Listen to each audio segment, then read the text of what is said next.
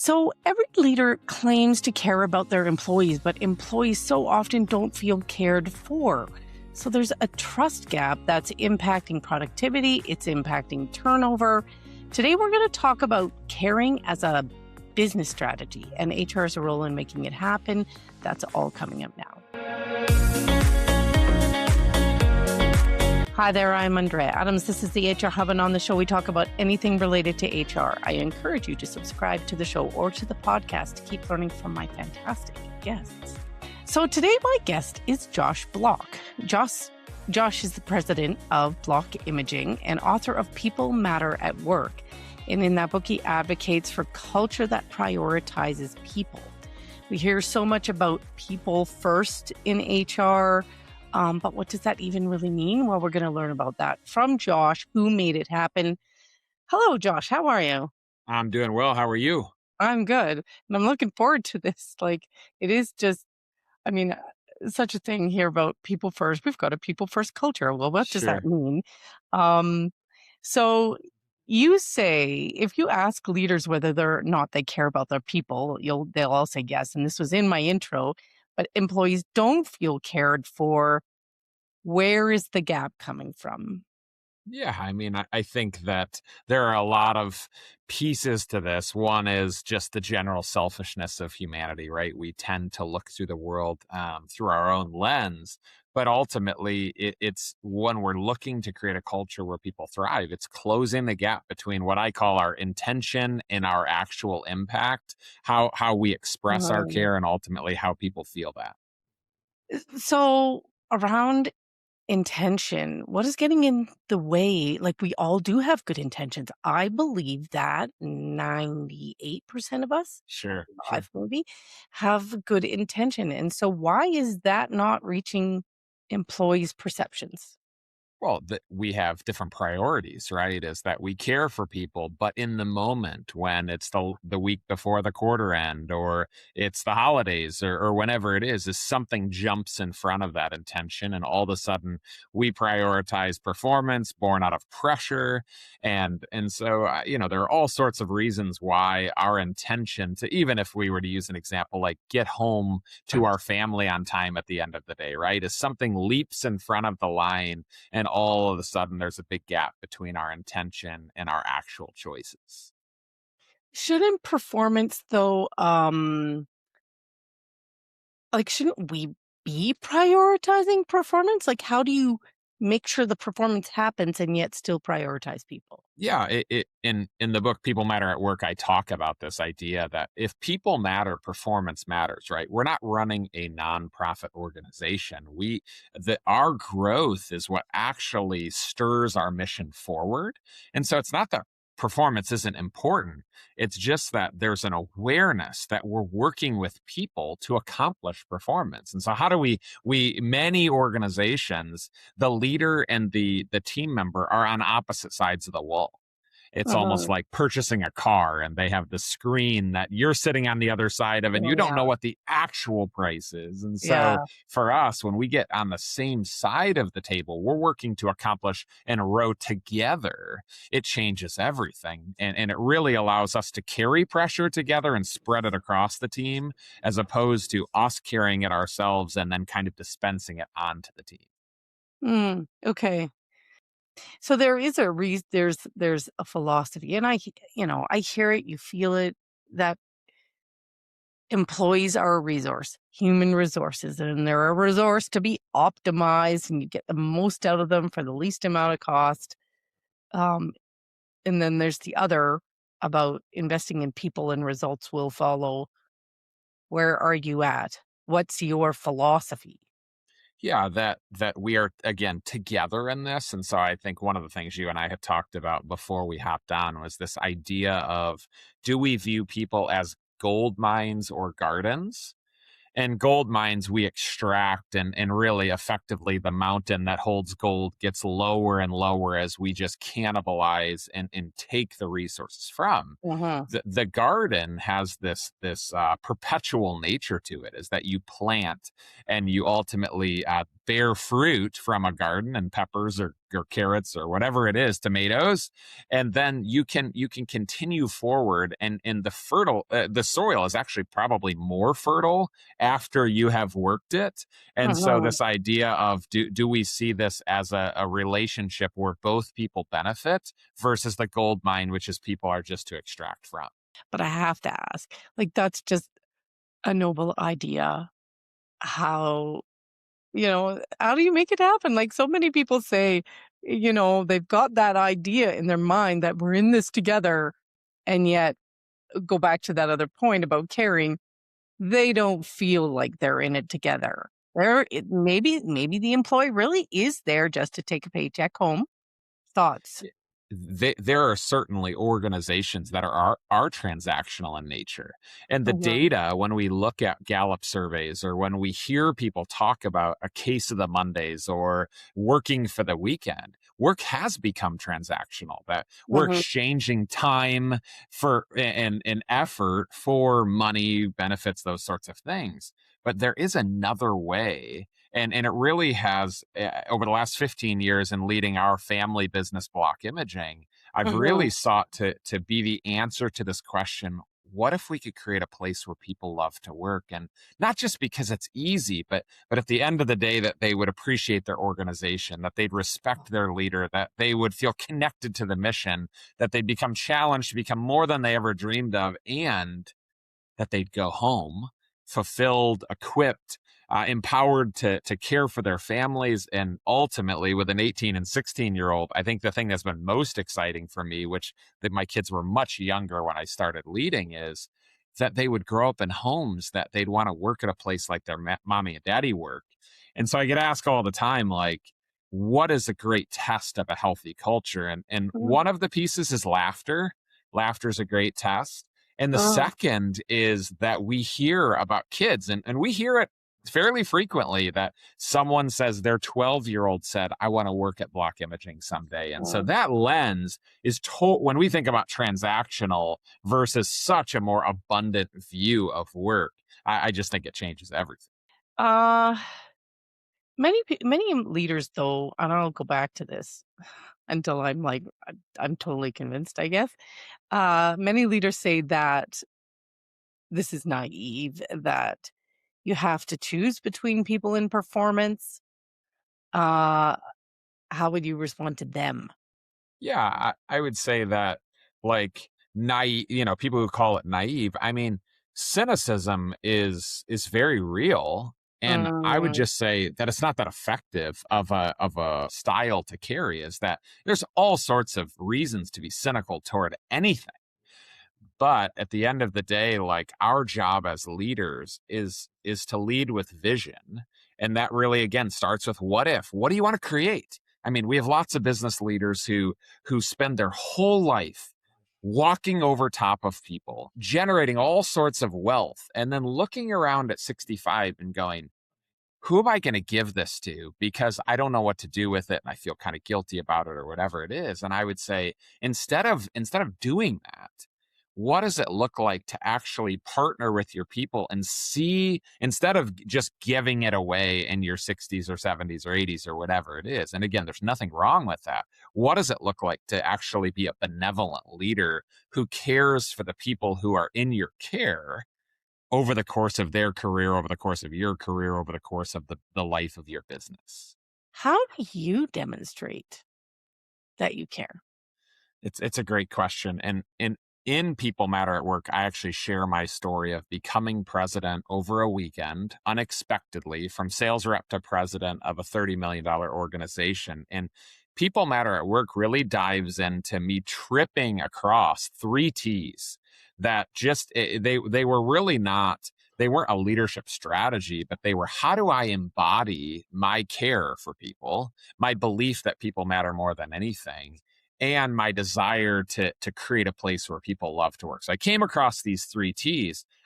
I'm imperfect like anyone else. I missed the mark, and yet I think one of the things that we're after is that people feel safe, seen, and successful.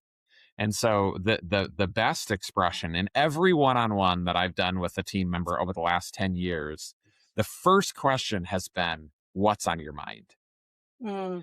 And that's drawn from the coaching habit. But so many people come in a one-on-one and they think it's the leader's time to drive operational priorities. And I would say, no, no, no. The one-on-one is their time to gain clarity, to be seen, to be cared for, to be provided with direction. But ultimately, every one-on-one that I lead, it is their time with me. Uh-huh. And it's in the first question is what's on your mind? And I just Uh-huh. love that question because it allows to build vulnerability when someone says, my son has a soccer game tonight, Mhm. or my daughter has an x-ray on her wrist that she had surgery on 4 weeks ago. That's what's actually on their mind. And so we don't have Mhm. to care, right? We can just blow right through it and talk about, like, receivables or something like that, some KPI of some sort. But first, when I know that someone is thinking about their trip to Costa Rica next Friday, or that their mother-in-law just went to the hospital for heart surgery, that's what's on their mind. And when I slow down and hear that first, it causes me to lean in and care in a different way than I was just focused on some ROI or KPI. How do you see that caring translating into performance? Because ultimately you need, block imaging to perform. Yeah. Well, the question is, do people who rent apartments or own buildings treat them better?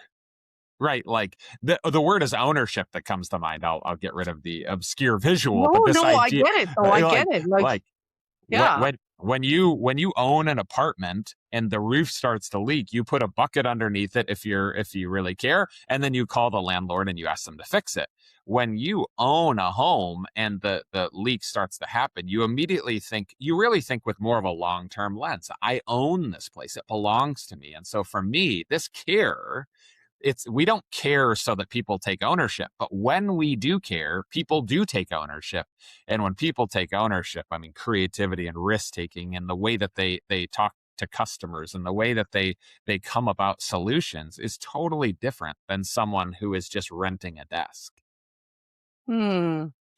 Does the ownership mean they they interpret it wrong, and their ownership does not look like the ownership you wanted them to have?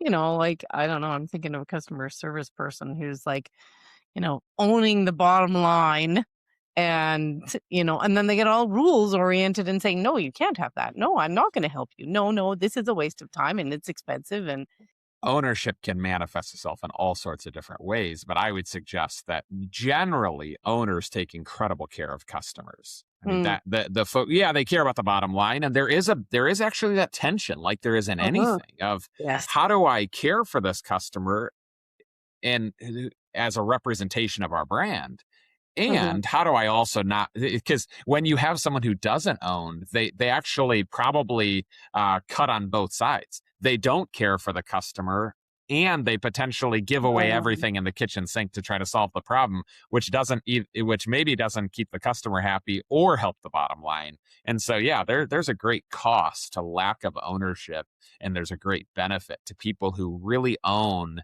and think like, I mean, we have people in our organization who want to work here the rest of their lives. mhm. And the difference between someone who wants to work here the rest of their life and someone who's thinking about leaving the company in 3 months. I mean, just think about the difference in the way that they approach the business on a day-to-day basis. What are your thoughts around, like, that you're that employee who wants to stay for the rest of their lives? The way the work environment is these days, like, it will not happen that that employee can stay with the organization for the rest of their life. So employees are quick learning that loyalty Yeah. doesn't pay. And what is happening is people are hopping oftentimes because they have more benefits at place B than they did at A, and they don't feel safe, seen, and successful. That they had a situation recently, and the second T in people matter at work is the word thoughtful. And thoughtful is, Mm, it was a word that was deep within in about 2011 or 12, and I hadn't even looked up the definition, but I just wanted to live it out. And later I opened up Webster's dictionary, and it just said careful consideration for the needs of others. And so when someone comes to headhunt our people, can they answer that I trust my leader and they take careful consideration that sure, they're not perfect, but when they make a decision, I can understand their intention. And frankly, the third T, which leads right in, is they were transparent about it. They shared why they made the decision, and I can appreciate that they use careful consideration for the needs of others, and then they shared with me what's going on. How would you coach a leader who believes and you believe them? They really care for their employees, but their team doesn't feel it. How would you coach that leader? Yeah, the first thing I would encourage them to do is to read the book, right? So people Yeah. matter at work, and that kind of Right. shares just a really authentic story. And the other piece, though, is like to ask yourself, what kind of a leader do I want to be? What kind of Mhm. mark do I want to leave? And after someone works for me for 5 years, what do I want their experience to be? What do I want them to feel? And if I was not in the room when they went home and they talked to their spouse, how would they talk about me? These are questions like when Stephen Covey talks about starting with the end in mind. Right. Instead of just letting the day kind of drive our priorities, is to start with the end and say, like, this is what kind of leader I want to be. This and it ties so often again with teenagers. I think about parenting is what do I want when my children are 25 and 27? And one of my goals of parenting is that my children would come home, that they would want to come home when they don't have to anymore. Mm-hmm. So I think of richly imagined future, this idea of imagine what, and another one, and you might call me crazy and people listening might tune out at this moment, but like picture me being at my daughter's wedding. What do I want that moment to look like? And what do I want our relationship to be? And who do I want to be there? And all sorts of things like that. What do I want when she and I dance? What is that going to be like? And then when we pull that moment all the way back to the end of a volleyball game, or the fact that she hasn't done her laundry, or that she was out past curfew, I can look to these future moments. What we call like future memories are as important as past memories. And then I can act in accordance that's going to allow that future memory to come true. So a little bit of a crazy concept, but I don't know how we got here. Yeah. Well, it is somewhat, but also, your daughter or your employee um, needs to be held accountable for something. Needs to be, they need coaching. Are you still doing that despite the fact that you want X result in 10 years in X kind of relationship in 10 years with that person? Well, in 10 years, I'm not looking for like, whether it be Emily or Chris or Kevin, I'm not looking for them to be the same person in 10 years as they are today, nor do they want that. Treating them as they'd like to be treated. The people in this office behind me and all over the United States, they want to be challenged. They want feedback. They want to grow. And so when I think about the relationship that I want to have with them in 10 years, do they want to become a director? Do they want to become a vice president? Do they want to live in Tennessee? Is all of those things are a priority. But I think that feedback and actually challenging people is a total gift. And I really want people in the organization who want to be challenged to that degree. Okay, we're getting to the end of this. Where could someone learn more? You pointed to the book, but also where else? Where could someone find you and learn more? Yeah, anywhere on social media. So Facebook, Instagram, TikTok, LinkedIn. And then you're also welcome to visit peoplematteratwork.com, and that'll give some more flavor as well. Okay. All right. I'll put a link to that and your book in the show notes. Well, thanks, Josh. That was excellent. The part I'm thinking about is this overall philosophy I feel like is underlining everything you said. And that was a belief in the goodness of people, in the fact that they want to come to work and do a good job, and that you are capitalizing on that with them, and hearing them out and hearing their perspective. At least that is what I am taking away. We also sort of touched on this idea of trust. I did a couple of episodes on trust and the factors related to trust and what it means in HR. Links to that are either, on my channel, or you can search it up. Thanks for watching out there, and see you next time.